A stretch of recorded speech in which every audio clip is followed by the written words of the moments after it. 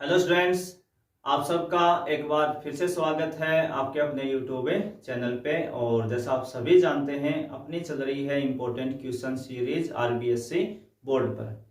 उसी में आगे बात करेंगे इस वीडियो के अंदर। अब तक आपको मिल चुके हैं पार्ट दो भाग आपको मिल चुके हैं, और ये अपना होगा पार्ट 3। जैसे मैंने लास्ट वीडियो में कहा था कि वेरी शॉर्ट आंसर टाइप के जितने भी क्वेश्चन हैं वो इस वीडियो में कवर कर लेंगे। सेक्शन ए के अंदर ही हमें मिलेगा ये क्वेश्चन नंबर 3 के अंदर, वेरी शॉर्ट आंसर टाइप। ठीक है, तो इस पे जितने भी क्वेश्चन होंगे वो इसी वीडियो में कवर कर लेंगे आज हम। तो बिना टाइम वेस्ट किए करते हैं अपना आज का वीडियो स्टार्ट। तो चलिए, आज का पहला क्वेश्चन, सेक्शन जो अपना ए है उसमें जो क्वेश्चन नंबर 3 होता है उसके अंदर आपको मिलेगा very short answer type question 1 marks का। उसी पे हम बात कर रहे हैं। जो अपना फर्स्ट क्वेश्चन है उसमें given equation of a parabola, एक परवलय की समीकरण दी है। पैराबोला आपको गिवन है y equal 4x²। Equation of line यानी रेखाओं के समीकरण हमें गिवन है, x इक्वल 0, y इक्वल 1 और y इक्वल 4, है ना। ये 3 लाइन आपको गिवन है, x इक्वल 0, y इक्वल 1 और y इक्वल 4। ठीक है, तो हमें यहाँ पे क्या इंटरसेक्ट पॉइंट की जरूरत पड़ेगी इनकी? तो बिल्कुल नहीं पड़ेगी, क्योंकि इसमें x बराबर 0 है, ये y बराबर 1 है और ये y बराबर 4 है। किसी भी इक्वेशन जो लाइन की इक्वेशन है उसमें कहीं भी xy नहीं आ रहा है, तो हम डायरेक्ट अपना शॉर्ट में ही हो जाएगा क्वेश्चन। तो सीधा आपको क्या बनाना है? डायग्राम बनाना है। सीधा आपको क्या बनाना है? डायग्राम।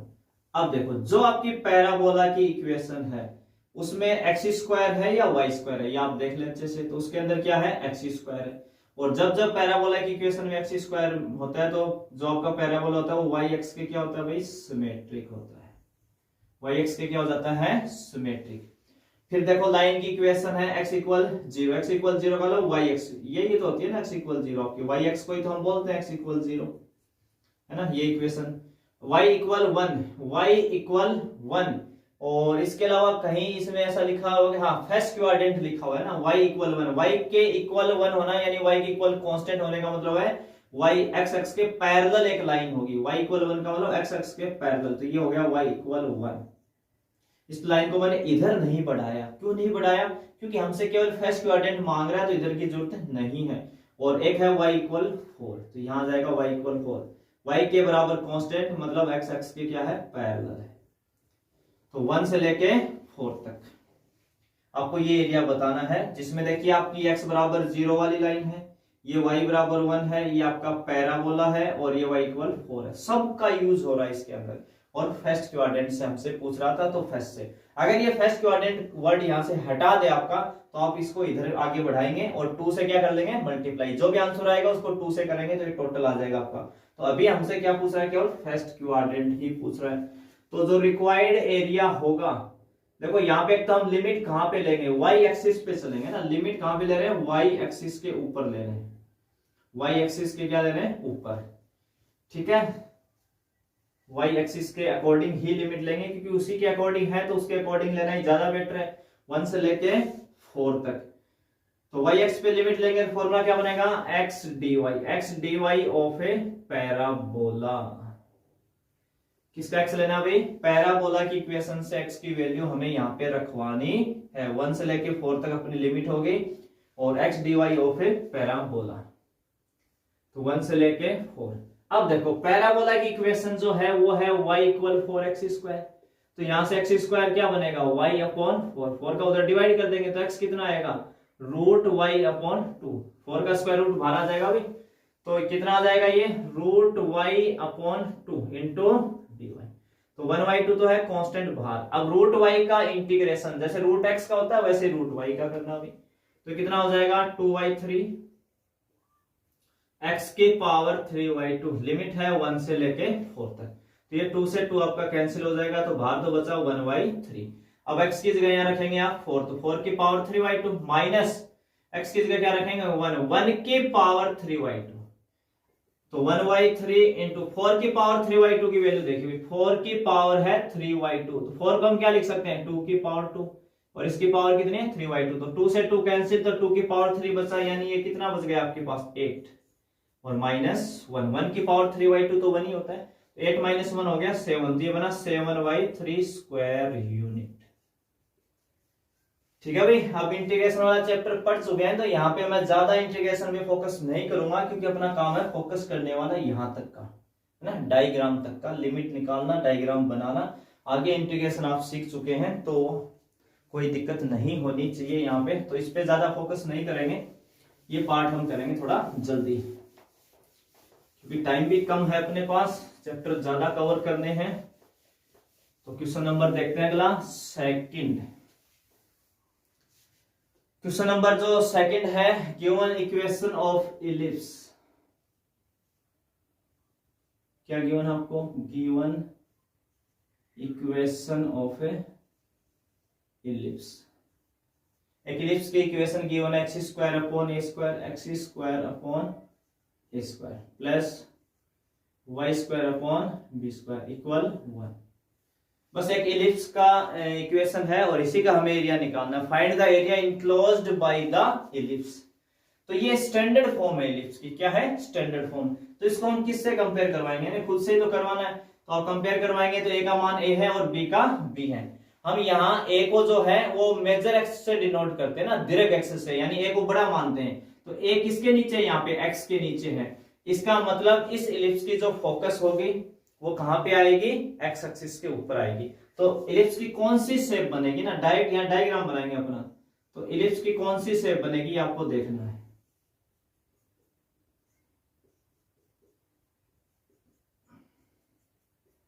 तो ये वाली शेप आपकी बनेगी इलिप्स की ना, इस टाइप से, ये वाला। क्योंकि ये देखो, ये आपकी मेजर एक्स, ये है माइनर एक्स, है ना, लघु एक्स, ये दीर्घ एक्स है। तो ये है, इसको हम ए से डिनोट करते हैं। तो ये एक्स एक्सिस के, एक्स के नीचे यानी एक्स स्क्वायर का डिनोमिनेटर बड़ा है, तो एक्स एक्सिस पे आप लेंगे मेजर एक्स को, और अगर वाई स्क्वायर के नीचे ए स्क्वायर आ रहा है तो फिर वो दूसरा वाला डायग्राम यूज करेंगे। तो ये जो इतनी लेंथ है ना, ये इतनी लेंथ क्या है? ए है।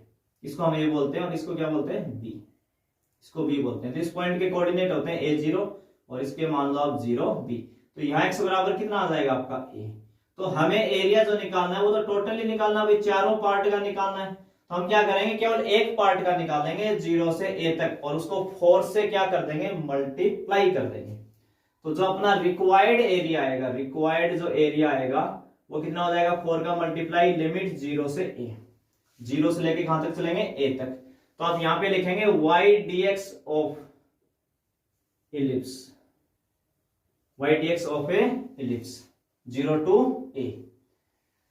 ठीक है, y dx of A ellipse. तो यानी इलिप्स की जो इक्वेशन है वहां से y पुट करवाना। अब ये कैसे करवाते हैं, यहां मैं थोड़ा आपको डिटेल में बता रहा हूं ये बात, क्योंकि ये स्टैंडर्ड फॉर्म में लिखा हुआ अपना AB नोटेशन में, तो कई स्टूडेंट कंफ्यूज रहते हैं इसके अंदर। तो देखो, ये अपनी स्टैंडर्ड फॉर्म है, x² प्लस y² इक्वल 1। यहां से आपको y बनाना है। तो कैसे बनाना है y? तो y² को यहीं रख लेंगे, ये x² उधर जाएगा, तो 1 - x² क्या हो जाएगा भाई? a² हो जाएगा। तो y² यहाँ पे a² क्या आ जाएगा आपका? एलसीएम। तो ये बनेगा a² - x²। b² देखो क्रॉस मल्टीप्लाई होगा यहाँ पे, तो b² इंटू a² - x² तो y कितना आ जाएगा? b/a इंटू रूट में a² - x²। y इक्वल क्या आ जाएगा? b/a रूट में a² - x²। तो रिक्वायर्ड एरिया 4 आपका बार मल्टीप्लाई है, लिमिट है 0 to a। y की वैल्यू क्या आई? b/a इंटू रूट में a² - x² इंटू dx। और मैंने कहा था कि जब जब सर्किल की इक्वेशन होगी या इलिप्स की इक्वेशन होगी तो आपको ये फॉर्मूला याद रखना है, बहुत बार यूज होता है, रूट में a² - x²। तो यहाँ तो अपने पास डायरेक्ट फॉर्मूला ही है, वही लिखना है। तो b/a तो है कांस्टेंट, तो ये तो बाहर आ जाएगा ना 4b/a। आपको तो इंटीग्रेशन इसका करना है, रूट में a² - x² का, तो केवल फॉर्मूला ही तो लिखना है, x/2 इंटू रूट में a² - x² plus a²/2 sine inverse x/a, और लिमिट क्या है? 0 to a। अब देखिए, पहले आप अपर लिमिट का यूज करेंगे ना, तो जहां जाए वहां क्या लिखेंगे? a। तो देखो, यहां जैसे आप यहां a लिखोगे ना, x की जगह, तो x स्क्वायर है तो ये हो जाएगा a स्क्वायर, तो a square minus a square 0, तो ये बाहर वाले को भी 0 कर देगा, plus a square upon 2 into, यहाँ पे जैसे आपने x की जगह a लिखा तो a अपॉन a हो जाएगा, a अपॉन a, तो a अपॉन a कितना होता है 1, तो ये बना साइन इनवर्स 1, और साइन इनवर्स 1 कितना होता है पाई बाई 2 होता है, कितना होता है पाई बाई 2, माइनस x की जगह क्या रखेंगे यहाँ 0, तो ये हो जाएगा 0, और यहाँ x की जगह 0 जैसे आपने रखा तो ये बना साइन इनवर्स 0, और साइन इनवर्स 0 कहां मिलता है 0 पे, तो यहाँ भी 0 हो जाएगा, तो बना आपके पास total value 4b upon a into ये कितना हो जाएगा a स्क्वायर पाई अपॉन 4, तो 4 से 4 कैंसिल, इस a से एक पावर कैंसिल, तो एक तो बचा पाई और एक बचा a और एक बचा b, क्योंकि a से देखो a की पावर कैंसिल हुई है तो एक तो a बच जाएगा और एक यहाँ से b, तो पाई ab square unit,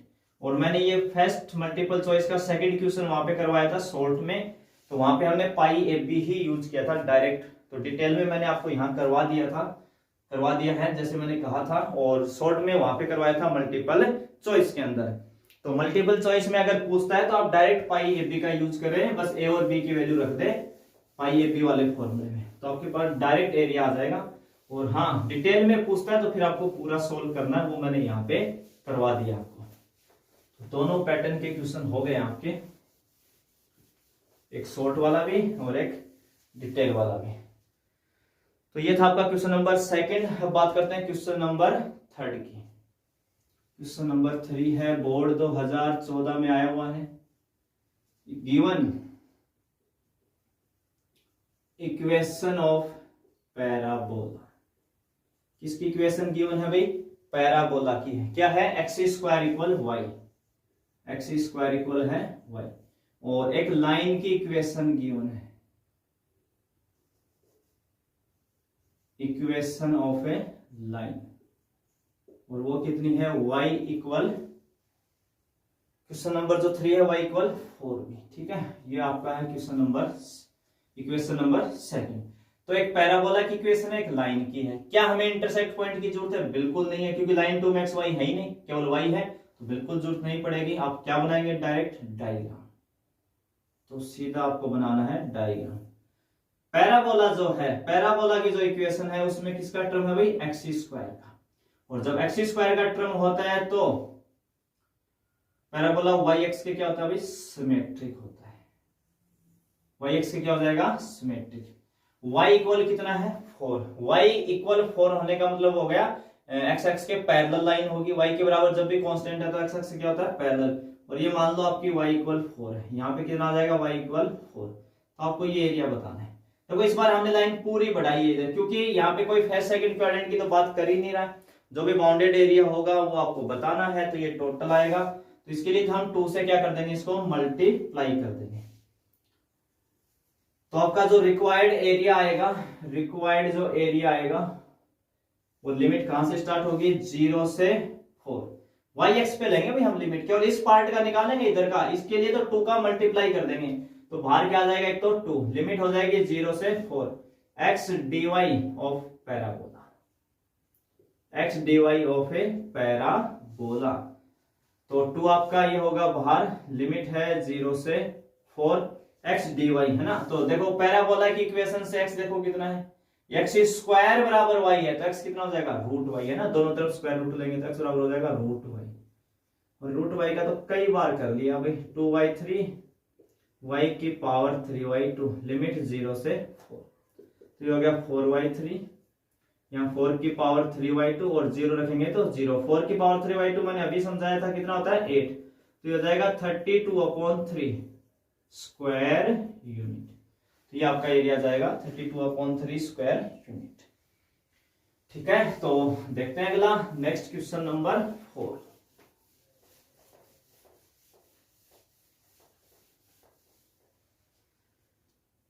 question number 4 है, फर्स्ट क्वाड्रेंट का ही एरिया लेना है, और क्या बोर्ड में आया हुआ है अभी, ये क्वेश्चन नंबर जो 4 है, नहीं बोर्ड में तो नहीं है अभी, क्वेश्चन नंबर 4,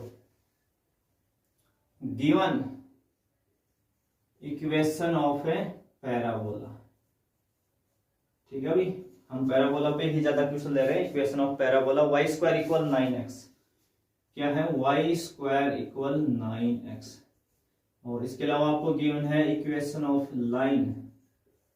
ठीक है, लाइन की इक्वेशन क्या क्या गिवन है इसके अंदर क्वेश्चन नंबर 4 में, x equal to x equal 4, एक तो है x इक्वल 2 और एक है x इक्वल 4, इक्वेशन सेकंड। और x एक्सिस का भी यूज करना, आपको किसका यूज करना भाई, x एक्सिस का। तो क्या हमें इंटरसेक्ट पॉइंट निकालने पड़ेंगे, बिल्कुल नहीं, x इक्वल 2 x इक्वल 4 है, कहीं भी y नहीं है तो कोई इंटरसेक्ट पॉइंट की जरूरत नहीं है। अब तो सीधा डायग्राम चिपका दें बस। तो डायग्राम बनाएंगे तो आप सबसे पहले पैराबोला जो आपका है, परवलय जो है, उसके अंदर आप देखें स्क्वायर किस पे लगा है, तो y पे लगा है, तो y स्क्वायर का टर्म है, तो x एक्स के सिमेट्रिक बनेगा। क्या बनेगा, x एक्स के symmetric. x equal to, x के इक्वल कांस्टेंट है, इसका मतलब y एक्स के क्या है, वो पैरेलल है। x इक्वल 4 है तो y एक्स के पैरेलल है, तो ये एरिया बनेगा जिसमें x इक्वल 2 है, 4 है, पैराबोला है और x एक्सिस का भी यूज है और फर्स्ट क्वाड्रेंट भी है, सब यही मिल जाएगा आपको, फर्स्ट क्वाड्रेंट भी है। तो जो रिक्वायर्ड एरिया होगा आपका, लिमिट बनेगी 2 से 4, क्योंकि यहां से एरिया स्टार्ट है ना 2 से लेके 4 तक। अब की बार हम x एक्सिस पे लिमिट ले रहे हैं तो लिखेंगे y dx of parabola, y dx of a parabola. तो पैराबोला की जो इक्वेशन है उससे y रखवाना, देखो y स्क्वायर बराबर 9x है, y स्क्वायर कितना है 9x, तो y कितना बनेगा, रूट में 9x dx। तो देखो 9 तो बाहर कितना आ जाएगा 3, पीछे क्या बचा रूट x, रूट x का डायरेक्ट इंटीग्रेशन लिख रहा हूं मैं 2/3 x की पावर 3/2। अब तक तो याद हो जाना चाहिए आपका क्या एरिया आता है, 3 से 3 कैंसिल, तो यहाँ क्या आ जाएगा 2, x की जगह 4 रखेंगे तो 4 की पावर 3/2 माइनस 2 की पावर 3/2, तो 4 की पावर 3/2 हम जानते हैं 8 होता है, और 2 की पावर 3/2 इसको समझते हैं भाई, 2 की पावर 3/2, तो 3/2 का मतलब होता है 1 प्लस हाफ, तो 2 की पावर 1 इंटू 2 की पावर हाफ, ये आता है 2 इंटू रूट 2, है ना। इसका मतलब क्या होता है 2 इंटू रूट 2, 2 इंटू रूट 2, 2 से मल्टीप्लाई करते तो हो जाएगा 16 minus 4 into root 2 square unit. ठीक है, स्क्वायर यूनिट। तो ये था आपका क्वेश्चन नंबर 4, और नेक्स्ट क्वेश्चन आपका क्वेश्चन नंबर 5। इतना तो मैं रख ही लेता हूँ 20 बार। क्वेश्चन ऑफ पैराबोला के ऊपर ही है अपना क्वेश्चन नंबर 5 भी। Question number 5, y square equal 4x, ये आपकी है इक्वेशन फर्स्ट। क्वेश्चन आपका है कि आपके find the area of the parabola bounded by its latus rectum, नाभिलंब, है ना। लेटस रेक्टम वर्ड का यूज कर रहा है, अगर लेटस रेक्टम का यूज करे कभी भी और पैराबोला आपके पास हो तभी करेगा ना, बाकी में तो करेगा भी नहीं लेटस रेक्टम, तो उस केस में आपको पैराबोला की फोकस की जरूरत पड़ेगी। किसकी जरूरत पड़ेगी, पैराबोला के फोकस की। तो अभी तक हम जितने भी पैराबोला यूज ले रहे थे, और ये वाला भी जो आपका पैराबोला है, इन सभी का जो वर्टेक्स है वो तो ओरिजिन पे है सबका, ठीक है ना। अभी यहाँ पे आपको किसकी जरूरत पड़ने वाली है, फोकस की, बस, है ना। फोकस का नाम नाभि, इसकी जरूरत पड़नी, तो उसका कैसे पता करते हैं, तो y स्क्वायर बराबर 4x है, तो आपको क्या देखना है, यहाँ पे x का कोफिशिएंट देखना है, x का गुणांक देखना है, तो कितना है 4 है। तो जो भी x का गुणांक हो या फिर y का गुणांक होना चाहिए ना, स्क्वायर वाले में नहीं देखेंगे हम कभी, स्क्वायर वाला अलग चल लेना आप, जिसके पास पावर 1 होगी या तो x लिखा होगा या वहां पे y लिखा होगा, तो उसका आपको कोफिशिएंट देखना है। तो ये x का कोफिशिएंट कितना है 4a, कितना x का कोफिशिएंट 4 है, उसमें आप हमेशा 4 का डिवाइड कर देंगे, कितने का डिवाइड कर देंगे 4 का, तो 4 से 4 कैंसिल, वैल्यू क्या बनी a, तो इसके फोकस के जो कोऑर्डिनेट होंगे वो a0 होंगे, फोकस के कोऑर्डिनेट क्या होंगे a0। वैसे भी स्टैंडर्ड फॉर्म है, तो डायरेक्ट इसकी फोकस क्या होती है a0, निकालते कैसे ऐसे। अब ये कैसे पता चला कि y कोऑर्डिनेट होगा, क्योंकि y स्क्वायर का टर्म है ना पैराबोला में आपका y स्क्वायर का, तो ये x एक्सिस के सिमेट्रिक होता है ये वाला, तो यहाँ पे फोकस है ना, यहाँ पे आती है x एक्सिस पे, तो x एक्सिस पे आएगी तो उसका y कोऑर्डिनेट क्या होगा हमेशा 0। अब ये नाभिलंब या लेटस रेक्टम कौन होता है, तो ये जो परवलय की जो फोकस है, इससे कोई लाइन जो है वो पास होनी चाहिए, और जो पैराबोला की एक्सिस होती है, पैराबोला की एक्सिस कौन आज के दिन यहाँ पे x एक्सिस, उसके क्या होगी वो परपेंडिकुलर 90 डिग्री का एंगल बनाएंगे, फोकस से पास होनी चाहिए, और जो पैराबोला की एक्सिस होती है उसके वो क्या होनी चाहिए परपेंडिकुलर, उसको बोलते हैं नाभिलंब या लेटस रेक्टम।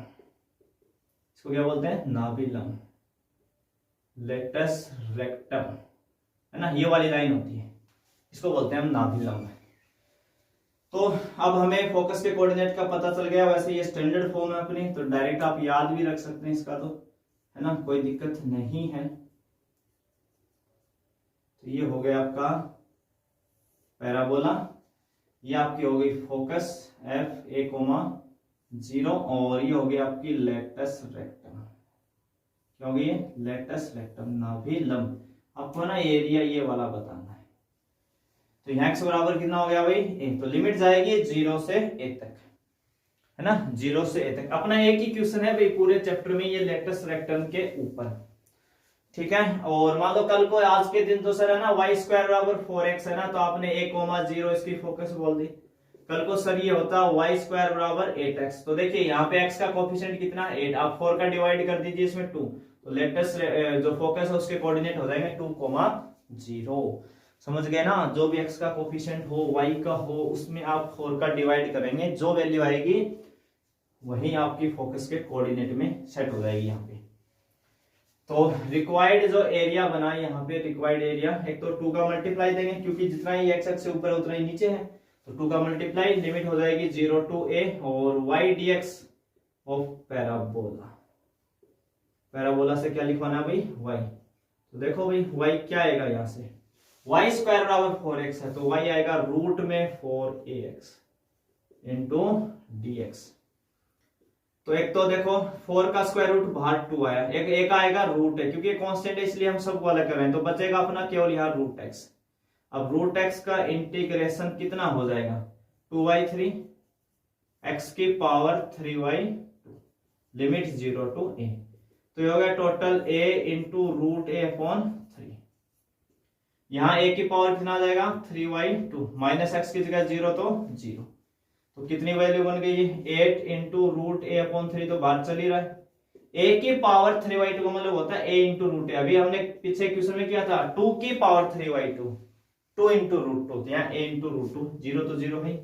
अब आप इनको मल्टीप्लाई करेंगे, रूट a को रूट a से करेंगे तो a, और a को a से करेंगे तो a स्क्वायर, तो 8a² upon 3 square unit, 8a² upon 3 क्या आ जाएगा, स्क्वायर यूनिट, ठीक है। तो ये आपका एरिया होगा।